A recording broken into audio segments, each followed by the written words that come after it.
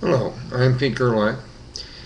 I am a professional trauma recovery therapist. I've been doing that for 19 years, as well as family therapy for 31 years. One of the things that many people struggle with these days in relationships and families and as persons is something called codependence. There is a growing awareness of what that is, and there's also some confusion and misinformation. What I want to do in this video is introduce you to a couple of key things about the condition of codependence.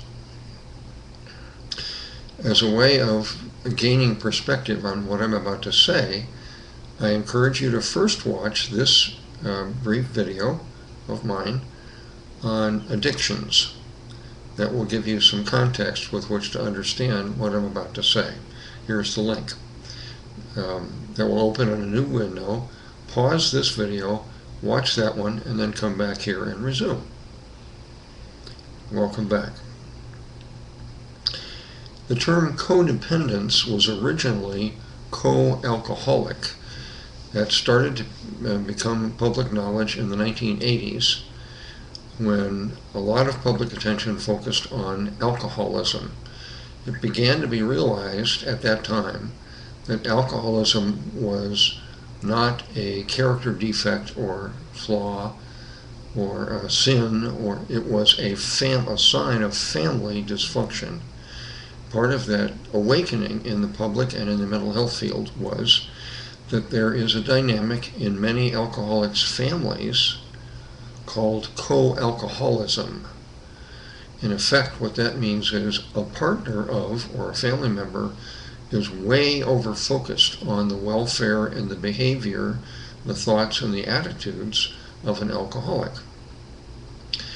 Since that popular discovery in the 1980s, mental health professionals have discovered that many of the behavioral characteristics of co-alcoholics are exactly the same for people who are not in alcoholic or addicted families. So the term co-alcoholic has generalized into codependence. What does that mean? If you have the condition as opposed to sickness or disease, if you have the psychological condition of codependence, it means that you are compulsively, you cannot control being over-focused on the welfare or the appearance or the attitudes or the behaviors or the happiness of another person, male or female, young or old. Typical symptoms, there are many such symptoms, but typical ones are: my happiness depends on your happiness. If you're unhappy, I'm unhappy. My well-being, my sense of security, depends on your sense of security. If you're anxious and scared, so am I. My well-being and my serenity depends on your appearance. I need you to appear in a certain way. If you don't, I become anxious and concerned and may intervene. These are just a couple of a group of symptoms that are characteristic of the psychological condition of codependence.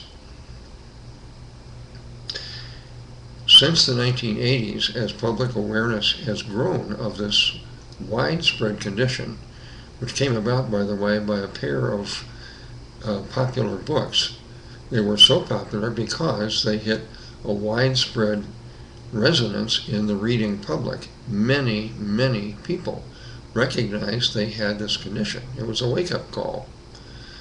One book was called Codependent No More by Melody Beattie. Since that time, many people have become aware they or someone important to them have this kind of compulsive behavior. It is now viewed as a relationship addiction. It has the same characteristics as addiction to a substance or a mood state like rage or religious ecstasy, or an activity like gambling or shopping. Codependence is a relationship addiction. One of the things that means is it is beyond logic. You cannot reason with somebody to stop being codependent. All addictions, in my professional opinion, after 31 years of study and recovering since 1986 from discovering that both my parents were functional alcoholics, and I am an ACOA, adult child of an alcoholic family. I have studied addictions a lot. And what you learned about addictions is they are not subject to logic, they are not free will, they are not a character defect, they are not a sin, they are not a sickness, they are not a disease, they are an unconscious reflex to reduce unbearable inner pain. Inner pain is a collection of very uncomfortable feelings like shame. I'm a terrible person. I'm unlovable. Guilt. I broke a rule. Oh, I'm bad. Fear or anxiety. Rage. Confusion. Despair. Sadness. Being lost. Not belonging. Having no purpose. All of those are emotionally uncomfortable. When you have a collection of those, you need some way to deal with what is now loosely called inner pain. And what people discover on their own is addictions cause the inner pain to go down reliably every single time. The problem is, and the paradox is, addictions cause more inner pain. So they are reflexive. They reduce the pain, then they increase the pain. That is part of the reason that addictions, true addictions, are progressive. The more you're addicted, the more pain you have, the more you become addicted. So codependence is a relationship addiction. It is an unconscious way of reducing inner pain. It is a way of defocusing from yourself and avoiding looking inside of yourself and recognizing what's going on, what do I feel, what do I need. Focusing on another person does that wonderfully. So, what does this all mean? What current mental health knowledge says is, can codependence be reduced? The prevailing answer is yes. How? In my opinion, there are two requisite ways to reduce codependence, and for that matter, any other addiction. One is to acknowledge that much inner pain is caused by people's families, either their birth families or their family of procreation, meaning marital families. A lot of dysfunctional families cause emotional pain for many or all of the members. Frustration, guilt, hurt, anger, shame, fear. So one way of reducing inner pain and thereby reducing the need for addictions is to look at your family's function, hire a family systems therapist, look at your family's functioning and improve it. I'll show you in a minute some very effective ways of doing that. The second requisite of two, in order to reduce the psychological condition of codependence, is to do personal therapy to change the way you manage your inner pain. That's a complex subject which I'm not going to go into right now. I've studied how to do that for 19 years, and there is a very effective way to learn how to identify the source of your inner pain and to rearrange and reorganize your personality subcells so that your inner pain goes down. So the goal here is reduce the source of outer pain, reduce your inner pain, manage your inner pain better. These are both doable. Many people have significantly reduce the condition of codependence, and are living much happier, more serene, productive lives. If you have this condition, you can do this too whenever you're ready. Here are several resource links to help you learn more and perhaps begin to manage your condition. Study these Lesson 1 videos. Lesson 1 refers to my nonprofit educational website.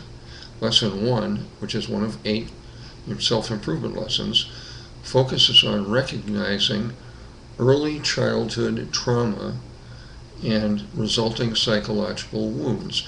The wounds are the source of inner pain. So study Lesson 1 and/or study the related videos here on YouTube for Lesson 1. You can also see this article. This is one of the articles you'll find on the website. Here's a link to it. You can also Google or use your favorite search engine on codependence. There is a ton of information available now. Unlike 20 years ago, people were just beginning to find out about it. Now there's a lot of awareness and an increasing amount of help, including a national support organization called CODA, Codependence Anonymous. It's based on the 12-step AA model and is helpful with one exception. The label Codependence Anonymous prolongs the myth that there's something shameful about this condition. In my biased opinion, there is nothing shameful whatsoever about having the need to manage inner pain. So there's a lot of resources available. You can use Google, find out about CODA, and there are therapists who specialize now in helping people reduce codependence. Another resource I want to offer you is the videos here on YouTube for Lesson 4, which are all about how to improve relationships. Codependence is a relationship addiction. It causes problems on both ends of a relationship. So I commend these Lesson 4 videos to you in addition to Lesson 1. There's a lot of knowledge available. Knowledge paves the way for reducing your inner pain and reducing your wounds and improving your relationships and life. Why not start today? If you have questions, please feel free to contact me on YouTube or on my website. I'd be glad to answer any questions or comment. Thanks for watching.